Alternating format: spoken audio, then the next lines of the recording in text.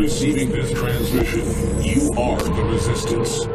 You know, when I say this is going to blow up in the neocons and all the candy asses' faces at Turning Point USA, firing Michelle Malkin, saying she's a Nazi, literally, and all the rest of this crap, I can't state how bad it is. And once they start secret policing and checking IDs and having big list of people that they're going to persecute, it's going to go just downhill from there. Whoever advised these morons to do this are idiots. I want people to come to my events and to disagree with me. It's super entertaining and fun. But they're leftist. They just came in to take over the movement. That's clear. It's the exact same playbook. And if they're going to try to tar the entire liberty movement to put Trump in power as Nazis, because Fuentes has said a few off-color things, and clearly he's better on his feet than somebody like Ben Shapiro. It just really scares them. But believe me, like I told Vice when Trump won, I'm just the latest wave. A bunch of more waves are coming. And Generation Z is not buying any of it. And so, folks, I'm not against Trump. It's a paradox, though. We love Trump, but we can't be Trump cult members. We have to be liberty lovers, Americana, Renaissance lovers, freedom lovers, Christians, and realize that we don't hang our hat on Trump. We hang our hat on real values we stand for. Nick, any other comments on that? That's exactly right. You know, Trump got elected because he was in favor of America first. He was in favor of a wall and all the rest. And, you know, insofar as he's pursuing that, we support him. And when he falls short, then I think you're right. We have to hold him accountable and hold his feet to the fire. And, you know, that's our job with any politician. So I think that's the right mentality. Let's get into Kaitlin Bennett before you leave us. The article's on Infowars.com. YAF members sick police on conservative activists for trying to ask Knowles a question. Let's go ahead and roll that clip. Hi, I wanted to ask you a question. I think it was you. We're not allowed to talk. We're not allowed to talk on behalf of YAF. But you were the one telling, no, that's Kaitlin Bennett, don't. No, it was a misunderstanding, I promise. Yeah, can you explain that? It was a misunderstanding. I was just telling her that was who you were. Then why were you doing the, no? I'm sorry, we're not allowed to talk. I'm sorry. Why aren't you allowed to talk to me if you don't want me to ask because questions? We don't represent, or you don't want me? Yes, you do. Yes, you do. Yeah. And why did you give that no symbol? I can't remember doing that, but if I did, that was honestly, I promise, it was not anything about you. I was just, she didn't recognize you or know you, so I wanted to let her know that was you. Come on, guys. We were wondering about guys, this. come on. I really promise. Come on. Be honest with me. I'm sorry. I'm putting an end to this. There's police officers right there, and I need to leave. This is on public campus. Now they call the police on her. We'll keep rolling the video, but these are more of these people that were that Bennett learned were actually trying to get her deplatformed. And so I guess they see her as legitimate and as real and not controlled. Because, you know, Turning Point USA tried to get Kaitlin Bennett and others to work for them. And when they wouldn't, they put out fake memes that she pooped her pants and stuff like that. And so there's a lot of real nastiness going on. And she didn't want to come out and expose them. But I guess without even my direction, she's starting to expose these other similar groups. Now they call the cops on her. I mean, that's the so-called conservatives, just can't wait to call the police because she tried to talk to them. They want to give speeches and want to talk about her, but don't want to talk to her. Nick, this is not going to go well. No, not at all. And you know what's so telling about this is that they invite leftists to ask questions. They're so polite to the leftists who show up, you know, people that support abortion and socialism and all these other horrible things. But somebody like Kaitlin Bennett or people, you know, who have rosaries in their hands or wearing Trump hats, they literally call the police on them to get them removed. And I think that exposes exactly what's going on, which is that they want to have a controlled conversation between the controlled globalist left and the controlled globalist right. And anybody, as you said, that is a free thinker, anybody like Kaitlin or yourself or me or anybody that's not on board with this controlled conversation between two sides of the same globalist coin, well, they have to shut that down and they have to brand those people as racists and Nazis and make sure that nobody associates with them and nobody can, try and rehabilitate their image or anything like that. That's exactly what this is about. And it's totally backfiring because people see it for what it is. It's a very bad look to have police pulling people for asking questions at a so-called... And that comes up on the video, and just how wimpy and dumb these women are compared to Kaitlin Bennett. That's who wants to lead us, is all these little chicken neck weirdos and Gorka the gay whale and everything else. It's just amazing. I'm not saying Gorka's literally gay. He just has a little pocket watch and is a dandy and polished shoes and like shakes his butt, swish, swish. I mean, he looked good in the dress. Nick Fuentes, thank you. We appreciate you. We're live on the fourth hour of the show. And we're going to be talking about a whole host of issues in this hour. We're not going to be talking about the impeachment hearings because, as polls already show, and as Trump's approval numbers show, I looked at Trump's approval numbers before and during these impeachment proceedings were taking place, basically haven't changed whatsoever. Everybody's already bored of it. Nobody's watching it. And they're even telling the New York Times that the sin of communicating with a foreign leader as president of the United States, God forbid. Obviously, these impeachment hearings are just part of the ongoing coup against President Donald Trump to keep this fog of corruption hanging over his head as we go into 2020. And Americans are already completely bored of the impeachment hearings headline. Up on Summit.News, Americans are already bored of the impeachment hearings. And this is a New York Times article. They went out and interviewed a bunch of voters. And basically nobody cares. Nobody's watching it. Even if anyone does care, they say, I'm going to wait until it finishes before I even check into it. An article entitled, No One Believes Anything, Voters Worn Out by a Fog of Political News. The New York Times talked to Americans about how they viewed the spectacle, and they didn't come across as very enthusiastic. It says in upstate New York, Travis Trudell got an alert on his phone Wednesday morning telling him that the impeachment hearings had started. He turned on Disney Plus instead. That's another way, by the way, that Apple and these other companies try and manipulate people, drive them towards certain narratives. They flash up a breaking news story on your phone and you don't really care about it. You haven't even opted into that, but they do it anyway. But this individual in New York got an alert on his phone basically telling him to watch the impeachment hearings. He decided to watch Disney's new streaming service instead, not interested. A resident of Wisconsin, Jeray Corrigan, said she had, quote, never considered watching the hearings. Never even considered it, despite a wall of mainstream media attention, despite Apple telling people to watch it. She never even considered watching it.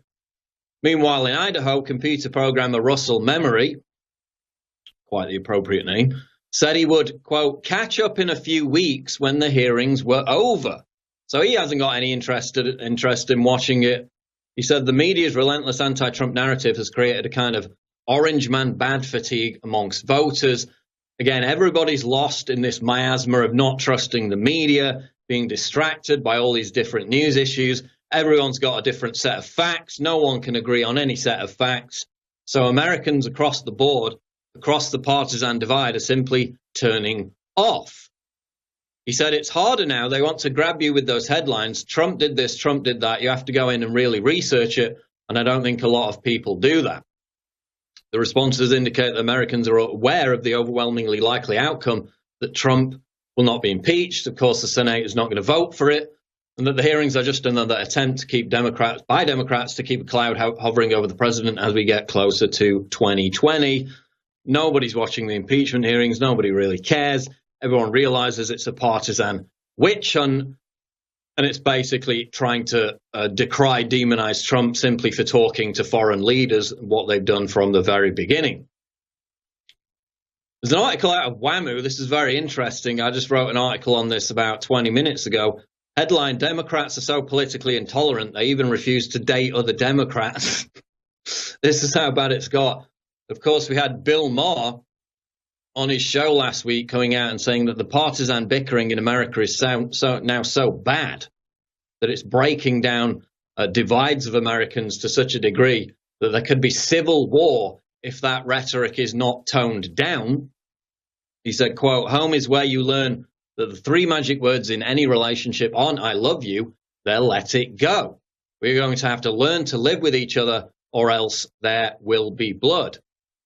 And for leftists, for Democrats, they can't seem to let anything go, even to the point where they refuse to form romantic bonds with anyone who doesn't support their chosen presidential candidate.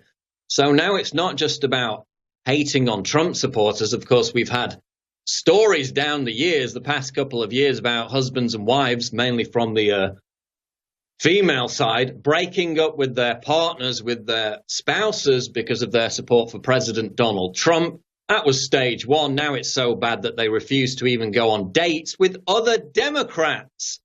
The article is entitled, Dating a Democrat, How 2020's Presidential Election Has Altered Romance in D.C. And we learn that some Dems are insisting in their dating profile bios that their would-be partner share basically their every political view. So they talked to a bunch of people who'd used dating apps and websites in recent months in Washington, D.C., and this is what they found out. 29-year-old Elizabeth Warren supporter, and there seems to be a definite split between, or a definite level of intolerance exhibited by Elizabeth Warren supporters. Sam Rick told WAMU that although she might occasionally go on a date with a Bernie Sanders supporter, 9 times out of 10, it turns into a very big argument.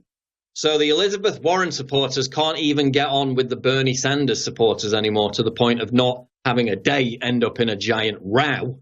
That's how bad the partisan divide is. She said, I've been on dates where by the end of the night it's completely ruined. I know where it's going to go. Best to just avoid it. And this is similar to the social credit scoring system in China, whereby people who hold certain political opinions, maybe people who've transgressed, crossed the road on a red light, for example, aren't even being allowed to have accounts on dating websites. So maybe that's the next step.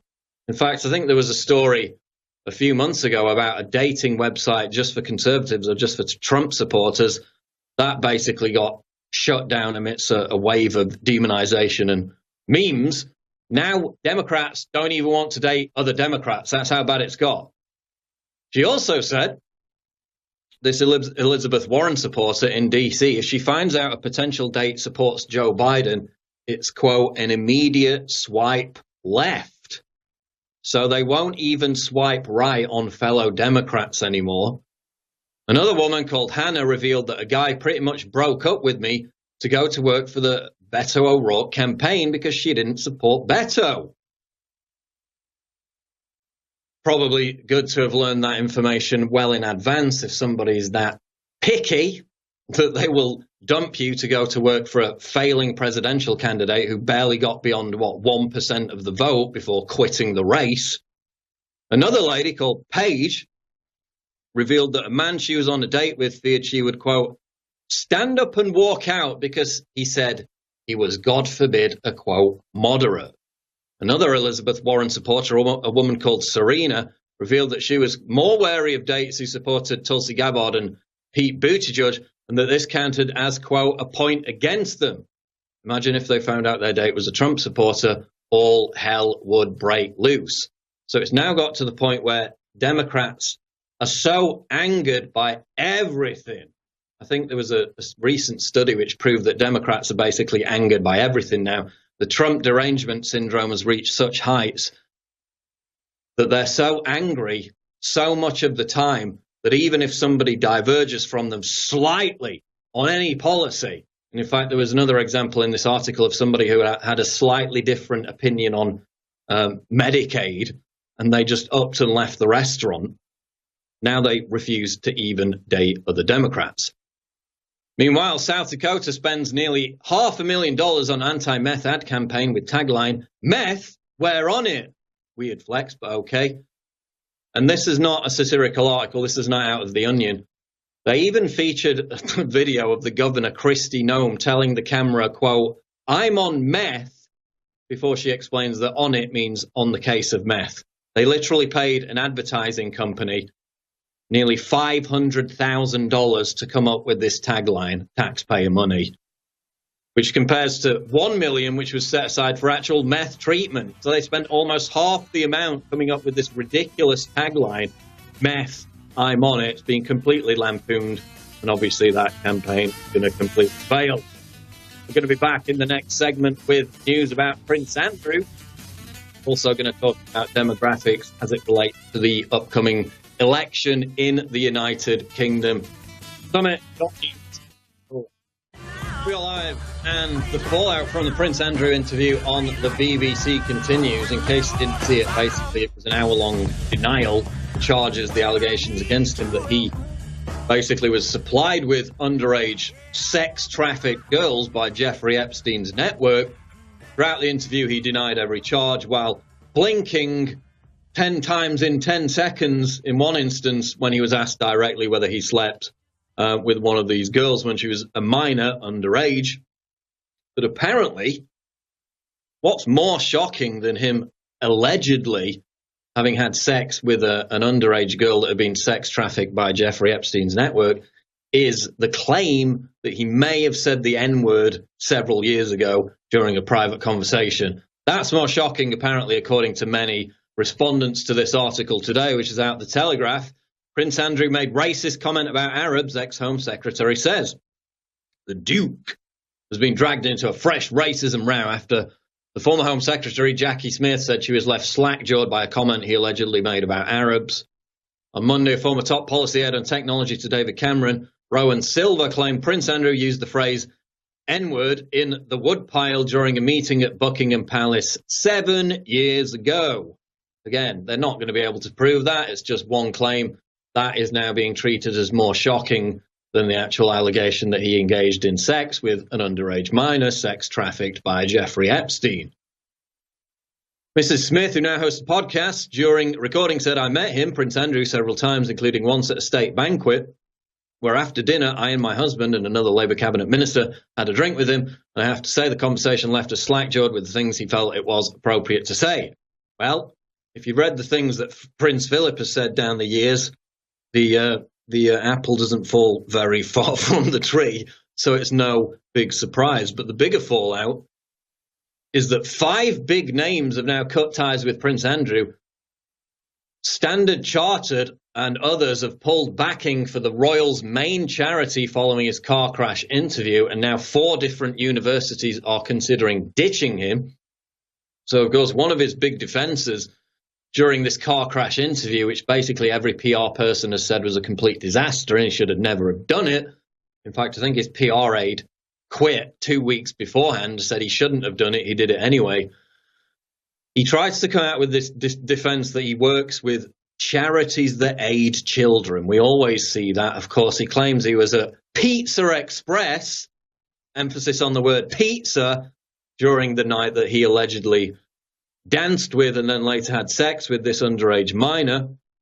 Of course, we had the big story out yesterday, which was linked up on the Drudge Report, about how he claimed during the interview, Prince Andrew, that her claim that he was sweating profusely when he was dancing with her in this nightclub could not have been true because he suffered from a medical condition that prevented him from sweating. Unfortunately for the Duke of York, people then immediately unearthed photos from the same time during the same years where he was seen indeed sweating profusely. Well, now Advertising Week Europe, which has supported the Pitch at Palace project, which is Prince Andrew's project, was hailed as an official supporter by the Prince, is the latest company to pull its backing for the beleaguered Duke. Bosses will not be inviting Andrew or his team to its 4-day summit in London, one of the world's largest gatherings of advertising execs and experts, being held in the capital next March. So he's basically now being kind of deplatformed by all these different organizations. Now out of the BBC, new Jeffrey Epstein accuser calls on Prince Andrew to talk. Of course, he's probably not going to do that. He said during the interview that he maybe would if he took legal advice. It's obviously not going to happen. He doesn't want to impugn himself any further. But a woman has come forward to accuse the disgraced late financier Jeffrey Epstein of sexually abusing her as a 15-year-old and urged Prince Andrew to share information on his former friend. The accuser, known as Jane Doe 15, told reporters she has suffered a vicious, prolonged sexual assault. Now she's calling on Prince Andrew to speak out against it. That is not going to happen, given the car crash nature of his BBC interview. Meanwhile, the Express reports Prince Andrew interview Duke's Pizza Express claim questioned by security expert. Security expert Tom, who called into James O'Brien's LBC show to share why Prince Andrew might be able to demonstrate if his Pizza Express story was true or not. So he basically makes the point that the royal family has this security detail where it's recorded where they are at all times, and that will be in the history, that will be in the logbooks, so they'll be able to claim whether he did visit that Pizza Express in Woking, England, on the night that this alleged sexual liaison happened. The security expert speculated Prince Andrew is one of the principal members of the royal family. He's got close protection records which go back. The close protection records for the royal family are precise down to which building they are in, because he'll have 24-hour protection for where he is at all times. If he wanted to be able to demonstrate where he was that night, then he'll be able to. So they've actually got the records. It remains to be seen if they're going to be dug out. I would venture probably not. Meanwhile, sticking with the UK, where we've got an election coming up next month on December 12th, the third election within the space of 4 years, 320 bleed control kits to be given to bars in London. The knife crime epidemic, the violent crime epidemic, continues to skyrocket. Meanwhile, police are being tasked with arresting mothers in their own kitchens for saying that men are men. Meanwhile, police resources are being diverted to all manner of ludicrous things. Meanwhile, police are saying that they're not going to be able to attend burglaries and other low-level crimes. Knife crime in the City of London, which, by the way, is like a 1 square mile area right in the centre of the financial district. That's not the whole City of London. It's a small area, which is very touristy, very business-like. It's noted as one of the safest areas in London. But in that area of London alone, knife crime jumped 43% over the last year. And during the same time, England as a whole saw a record high of 43,000 knife crimes across the country. Well, now they're giving out bleed control kits to bars, pubs, nightclubs in the City of London, in that 1 square mile zone. The kits will be handed out by City of London Police at a cost of £25,000. Authorities said they were proud to launch the initiative, with David Laws, Chief Superintendent of the City of London Police, telling Sky News the decision was a no-brainer. He said this is a really, really simple piece of kit, which can make a big difference, particularly with the most catastrophic bleeds. If you don't get help in the first few minutes, the person will almost certainly die. Notice that these bleed control kits are not really a big necessity in cities like Budapest and Warsaw, where I just visited last week. I wonder why that is. Is it related to the fact that we have a growing migrant population in London, people coming from places, especially in North Africa, where their gang warfare, their turf warfare is significantly more violent than what we've been used to in the UK in recent years? And our own homegrown violent gangs are having to step up their levels of violence just to compete with these new gang leaders that are coming in via the migrant wave. Again, we've got massive violent crime soaring. We've got police departments putting out tweets where they literally go and collect spoons and spanners and tools and brag about it on Twitter as if they're keeping everybody safe. Meanwhile, hundreds of these bleed kits are having to be handed out to bars, clubs and nightclubs in one tiny, well-to-do area of London alone, just to cope with this soaring 43% rise in knife crime. Absolutely incredible. Don't go away, we'll be back.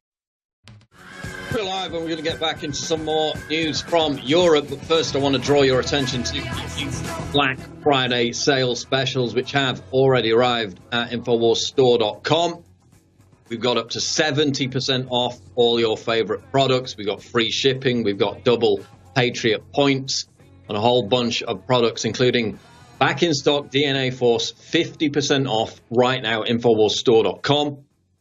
We've got the Super Silver Whitening Toothpaste, 25% off. Again, Christmas is coming up. What are you going to do? Probably going to buy a bunch of tat, which nobody wants, and either re-gifts or just throws away immediately.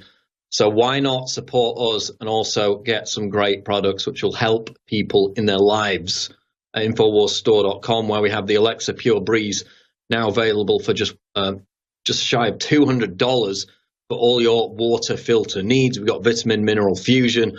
Again, massive 5-star reviews across the board on all great products at InfoWarsStore.com. We've got a bunch of great new T-shirts. Roger Stone did nothing wrong T-shirt. Trump is innocent T-shirt, available for low, low prices as part of this special.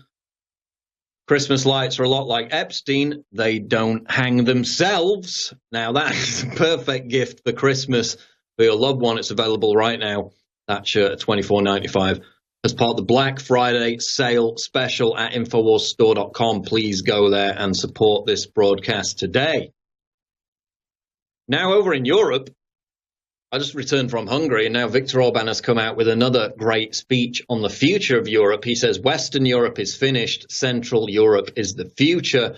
This was a speech in memory of the 1989 Velvet Revolution in Czechoslovakia, which saw the end of communist rule, of course. He said, quote, 30 years ago, we thought that Europe was our future, but today we think we are Europe's future, and we are ready for this mission.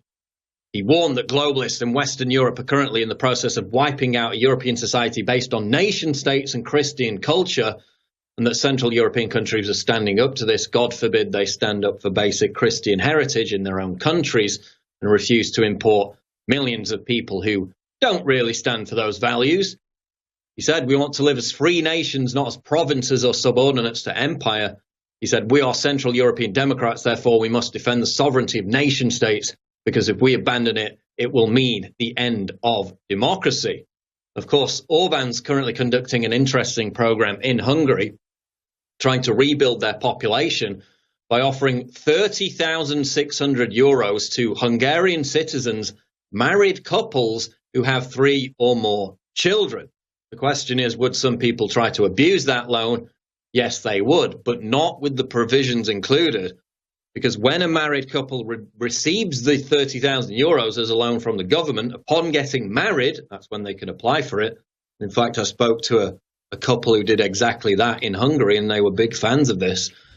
You have to repay the loan until you have the 3 children, at which point the loan is completely forgiven. So that is the incentive for them to have the kids, and that prevents it from being abused.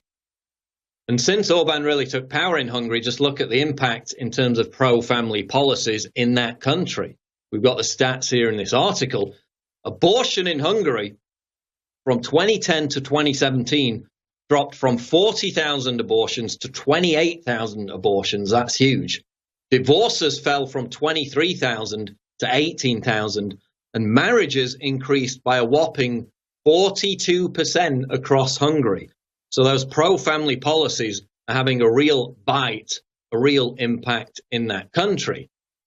Unlike in Sweden, which has gone the opposite way, finally the media is now admitting that the wave of grenade attacks, explosions, knife crime, shootings, burglaries, robbings is through the roof, basically, and completely unprecedented. For the past 3 years, they denied it was a problem.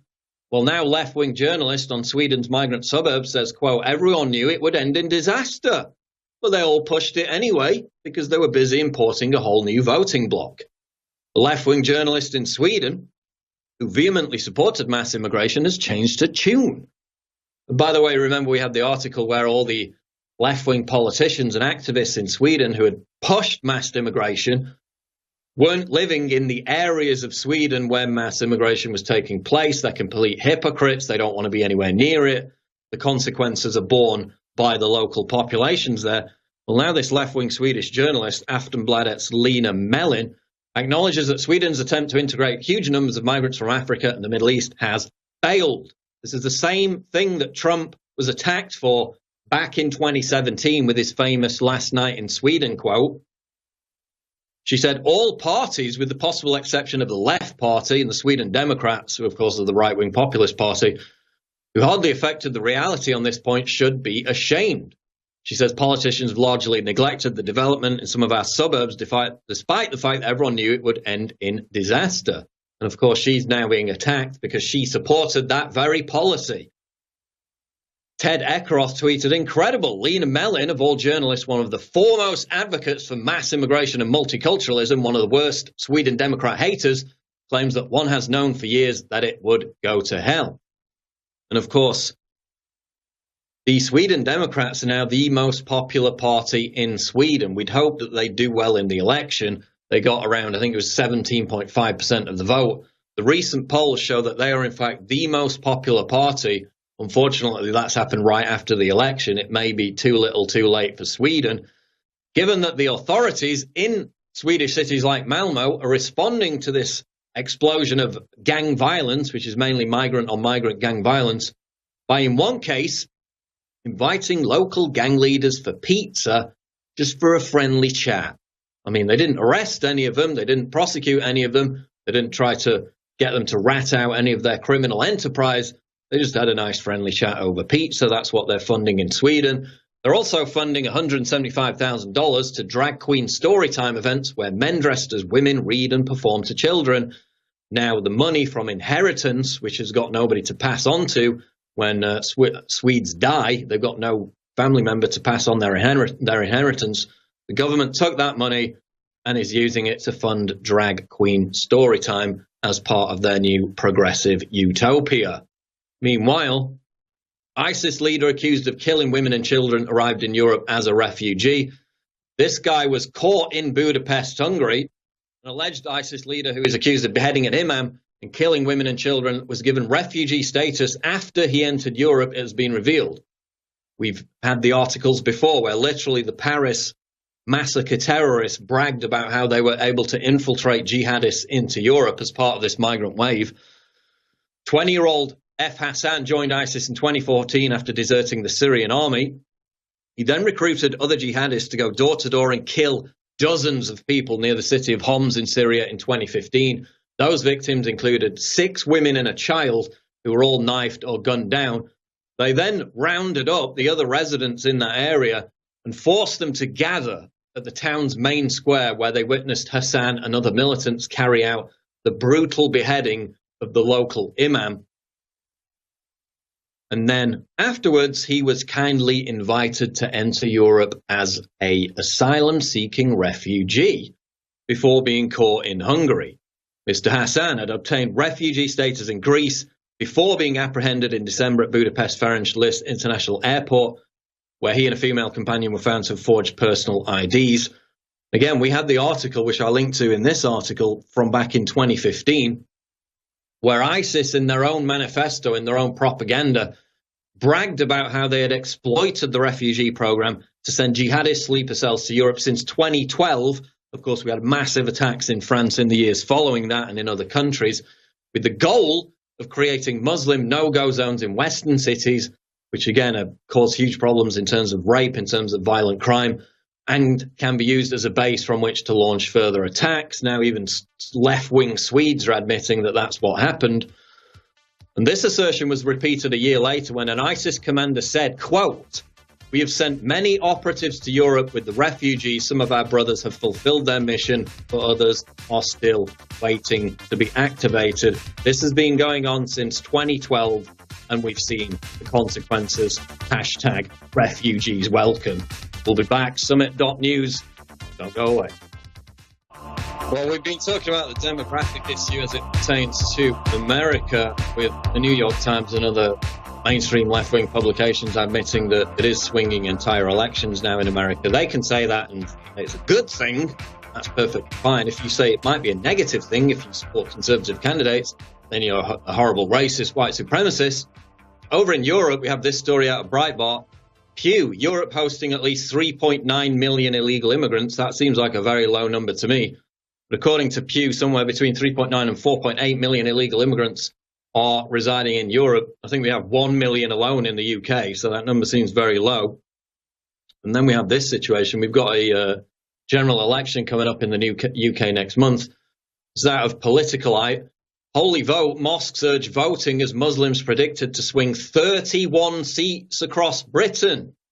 Generally speaking, they vote for left-wing parties. Not that the Conservative Party is right-wing in any way anymore, but mosques across Britain are taking part in the UK's biggest ever National Muslim Voter Registration Day on Friday, 22nd of November, encouraging worshippers to get out and vote, as it's revealed that Muslim voters could swing 31 seats in the general election. This is the Muslim Council of Britain, which represents British Muslims, claiming that votes by Muslims could affect 31 constituencies and swing the result.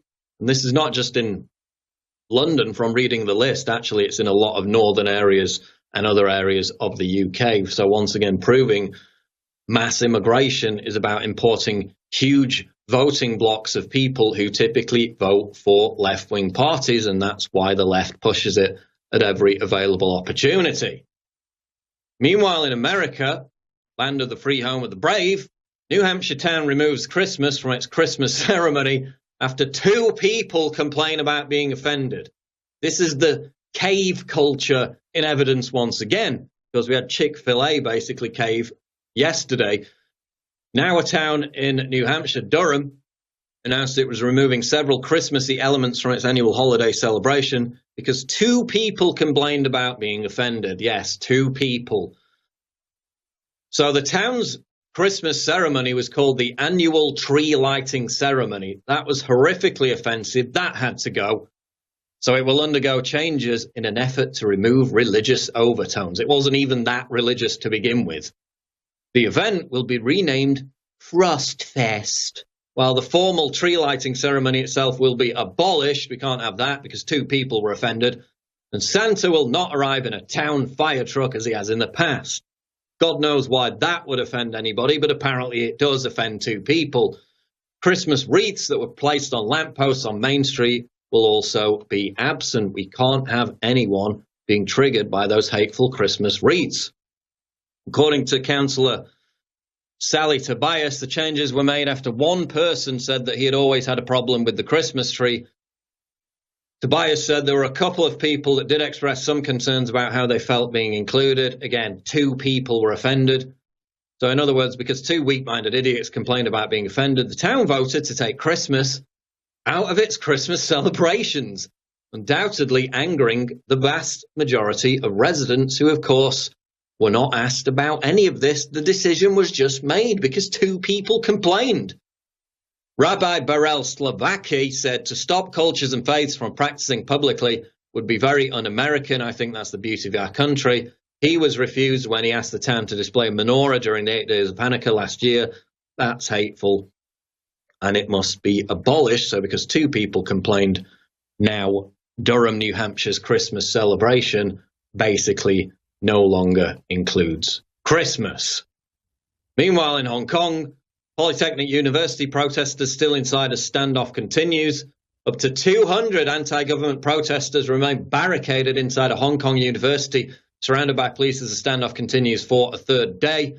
They're basically having to escape through sewers to try and get out. If they're adults, I think over the age of 18, they immediately get arrested, disappeared to God knows where. If they're minors, they get sent home. Police have revealed that on Monday alone at the campus, they used 1,458 tear gas canisters, 1,391 rubber bullets. This is in a university. 325 beanbag rounds, 265 sponge bullets. Again, these people are protesting not just for their political freedom as Beijing increasingly imposes its authoritarian dictatorship on Hong Kong. They're protesting against the smart cities, against the social credit score. And what most people don't know is that they're protesting against mass migration. That's a narrative that you will not see in the mainstream media when it comes to Hong Kong. Because, of course, I went there a couple of months ago, talked to a lot of the protesters, and they said, we have major problems with our culture being subsumed by migrants from China, from the mainland, because they bring in their culture, they don't assimilate, they don't integrate, and they immediately get welfare, citizenship, and benefits. They don't even have to go through a process of living there for a certain amount of time. And they've got massive problems with Chinese people imposing their culture, which is quite different from the more westernized culture in Hong Kong. So now literally barricaded inside a university. We've heard rumors again of Beijing sending in troops. We know they had a big rotation, which wasn't a rotation at all. It was actually to get more troops into the area of Hong Kong. And the crackdown, the rumor of a potential crackdown, continues to grow. We're going to leave it there, though. We got a big ad for DNA Force now. Support InfoWars by getting the specials at InfoWarsStore.com. War Room is coming up, but here's a special message about DNA Force. During the last segment, I was going to come in and do a plug, and I was going to cut an ad out of it to post on the website. And I didn't really direct the crew that I'd want a close shot when I did that, because we had a wide shot. We'll go to a wide shot right now, please. And so I thought, you know, I'll just apologize to Savannah Hernandez for being rude to her and doing that, because I didn't tell her I was going to do that way. And it's my fault, so I shouldn't get grumpy. And this is footage of what just happened during the break. Here it is. Look, I'm telling you, man, the stress is getting to Savannah. She's really worried about the president. She's worried about all things that are happening. We've got to be cool. She's producing all these shows. And I'm telling you, last time I got a little bit, you know. I warned you not to talk back to her. She gets mad. Well, anyways, I'm just going to apologize to her. There she is. Oh, no. Hi, Savannah. Stop being mean to people. Oh. Now, I have literally been racking my brain thinking about how do we fund ourselves into the future and how do we ensure that we can expand, not just stay the same size in 2020 and really give the globalists a run for their money like we did last time. And it really hit me about 2 weeks ago. DNA Force Plus with PQQ and CoQ10 and some of the other things that are designed to clean out your cells like nothing else can do and actually grow more mitochondria in the cells, the engines that drive them, that make the telomeres last longer. So I said, I'm going to cut new ads about it. I haven't done that in years. And I went and re-researched PQQ, CoQ10, and the other ingredients, and I was like, my gosh, I'd forgotten how incredible. The type of CoQ10 we have in major studies has been known to regrow heart tissue that died normally in a heart attack, doesn't come back, doesn't operate. It's known to CoQ10 to, again, make the telomeres last longer. They don't make them grow, it makes them last longer, which is the same thing, just a different way. So if you get your CoQ10 and other high-quality products from InfoWarsStore.com, the CoQ10, the PQQ, with the astragalus root and the other ingredients that supercharge it, it'll fund our operation, and it's something you should all be taking. No matter how old you are, this is how you counteract the bad stuff of the environment. It's 50% off right now at InfoWarsStore.com. And free shipping. I want you to take the challenge for everybody watching to get it. When you try it, when you love it, get it again. It takes a few weeks to kick in, but it's amazing what people experience. Get your DNA Force today, or Savannah will slap the out of Alex Jones. Stop being mean to people. People. Pick up a bottle of DNA Force today at InfoWarsStore.com.